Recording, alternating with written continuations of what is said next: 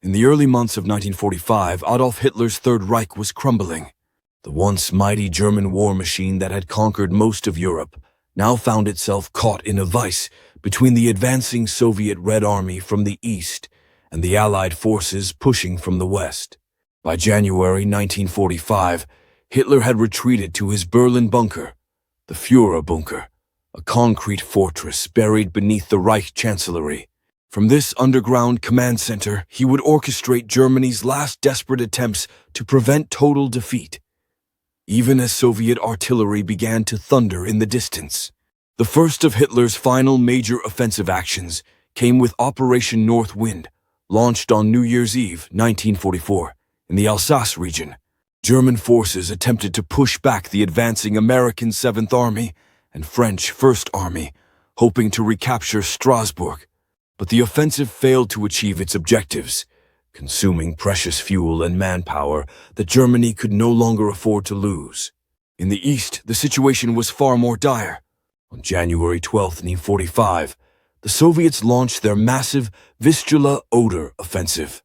The Red Army's overwhelming force of 2.2 million men, supported by 4,500 tanks, smashed through German defensive lines. Within days, they had advanced hundreds of kilometers, liberating Warsaw and driving deep into German territory.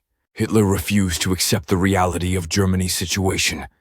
He ordered counterattacks with divisions that existed only on paper, moved units that had already been destroyed, and demanded that his generals hold positions that had already been overrun.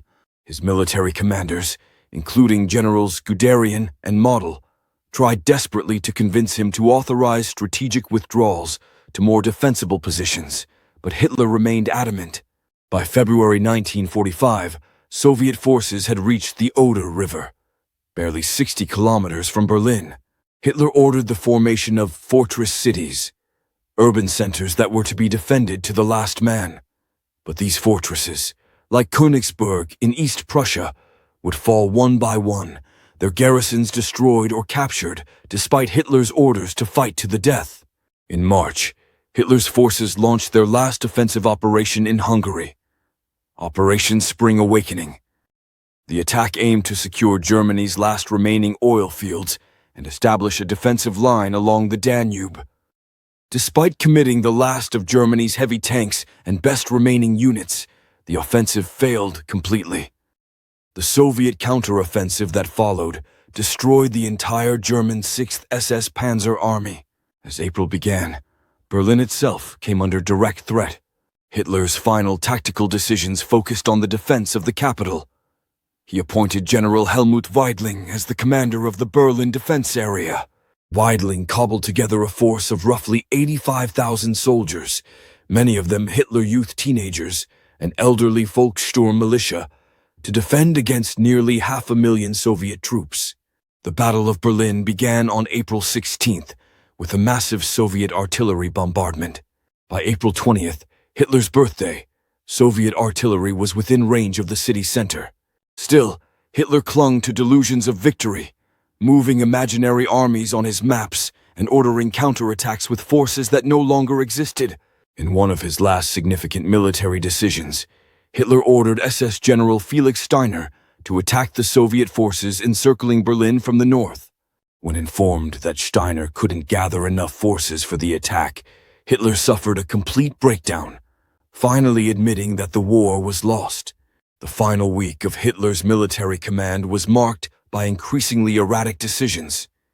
He ordered the flooding of Berlin's subway tunnels to slow the Soviet advance, a move that killed many German civilians who had taken shelter there.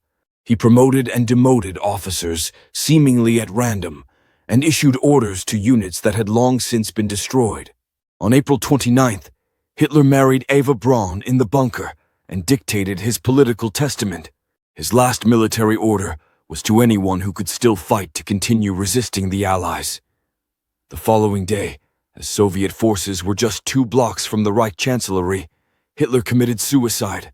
The battles Hitler commanded in his final months revealed the complete disconnect between his strategic vision and military reality.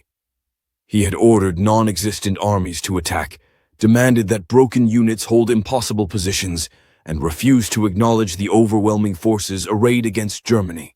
In the end, Hitler's last battles were not just military defeats. They were the death throes of a regime that had brought unprecedented devastation to Europe. The bunker from which he commanded these final conflicts became both his headquarters and his tomb, the place where his grand visions of conquest finally collided with the reality of total defeat. The human cost of these final months was staggering. Hundreds of thousands of German soldiers and civilians died in battles that had no hope of success. Cities were reduced to rubble, and a generation of young Germans was sacrificed in Hitler's refusal to accept defeat. The lessons of these final battles, the dangers of absolute power, the costs of fanaticism, and the futility of fighting beyond all hope, would echo through the decades that followed. Today, little remains of the bunker where Hitler fought his last battles. The site in Berlin is now a parking lot, marked only by a small information board. But the consequences of those final months of desperate fighting helped shape the post-war world, leading to the division of Germany, the Cold War, and decades of efforts to ensure that such devastating conflicts would never again engulf Europe.